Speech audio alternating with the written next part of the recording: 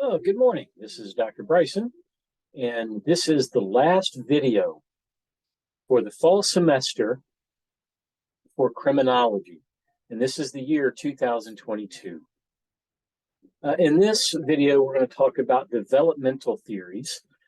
This PowerPoint slides, there are only three of them after the title slide, and I'll make this slide available for you on Brightspace.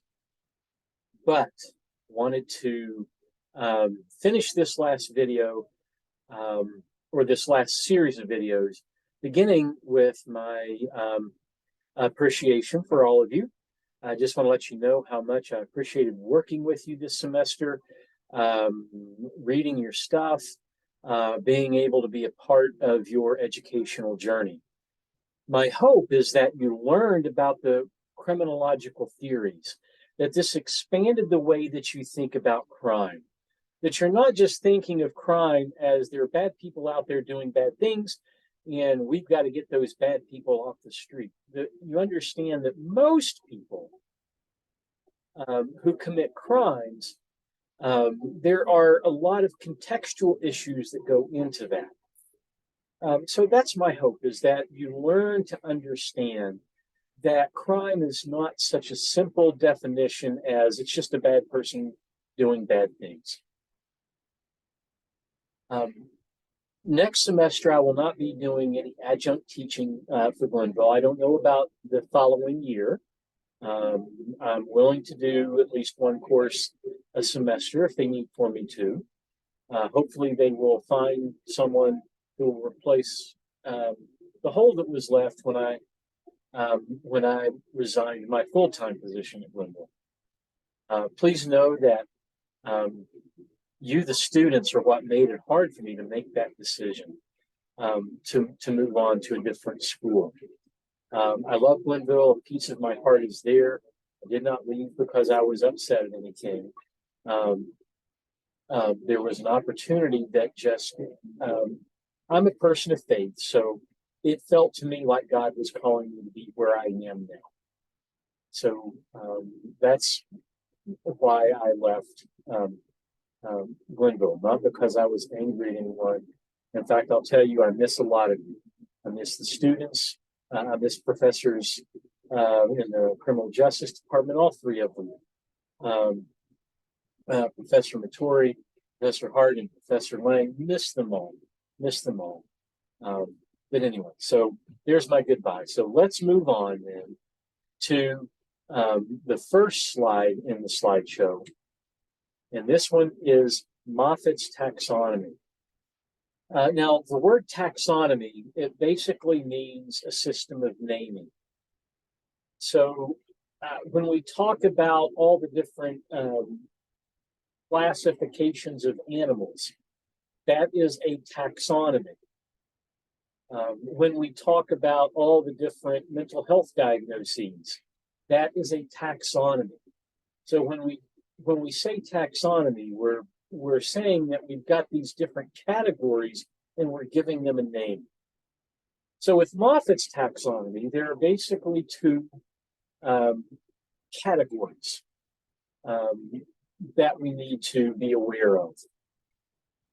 Moffitt looked at crime across the lifespan, but specifically in adolescence, and whether it continues into adulthood or not. And she determined that there are two different types of offenders: adolescence limited offenders and life course persistent offenders. So let's start with the adolescence limited offenders. They tend to begin in the later years of adolescence. So it might be 14 or 15 before they actually do anything really delinquent. And their delinquency does not tend to be serious delinquency. Now, on the flip side of this, we also have what we call life course persistent offenders. These offenders tend to start at a much younger age. Some of them can be arrested as young as 9 years old. Now, the adolescence limited offenders tend to burn out by the time they turn around 18 to 21 years old. So there may be a few minor adult crimes because in the U.S. you're considered an adult at 18. In some states it's 16. There are, I think, a couple of states that were at 17, but we'll just use 18 as the cutoff. But at 18 to 21 years old, there is still a lot of physical changes that are going to happen within the brain and other areas. But usually the adolescents limited offenders, they burn out by around 18 to 21 years old. Now, the life course persistent offenders, they tend to continue committing crime throughout their adult life. And they don't burn out until they become burgeoning senior citizens. Okay, so some of them start to burn out around 50 years old.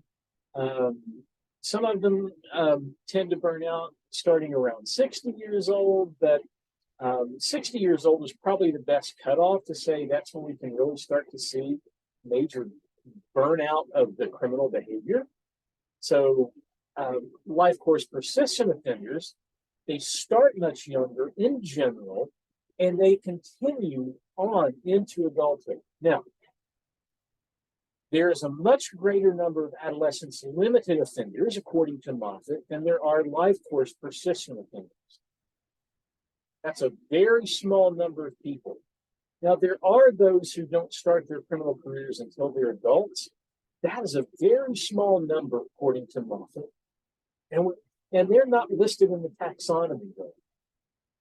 They're mentioned, but not really. So we tend not, when people are summarizing Moffitt's taxonomy, they tend not to mention those folks because it's such a small group and not really emphasized. I wouldn't say de-emphasized, but not emphasized.